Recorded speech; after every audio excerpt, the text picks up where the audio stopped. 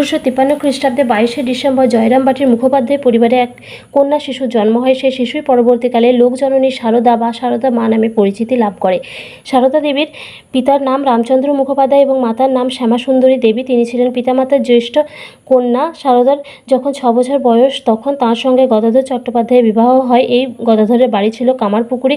এই গদাধরই পরবর্তীকালে শ্রী শ্রী রামকৃষ্ণ পরমহংস দেব নামে বিখ্যাত হন। বাল্যকাল থেকে সারদার আচার ব্যবহারের স্নেহ মমতার পরিচয় মেলে। পরবর্তীকালে রামকৃষ্ণ দেবের শিষ্যদের কাছ থেকে তিনি মাতা রূপে সম্মান অর্জন করেন। সেসব শিষ্য সর্বদাই সারদা মায়ের স্নেহ ভালোবাসা পেতেন। তারা সকলেই ছিলেন তাঁর সন্তান।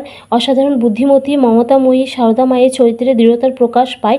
তিনি ছিলেন সেবাপরায়ণা নারী। তাঁর কাছে কোনো জাতিভেদ ছিল না। শক্তি দেবী যেন মানবী মূর্তি নিয়ে মর্তে সারদা নামে জন্মগ্রহণ করেছিলেন। স্বামী বিবেকানন্দ তাকে মাতৃজ্ঞানের সেবা করতেন।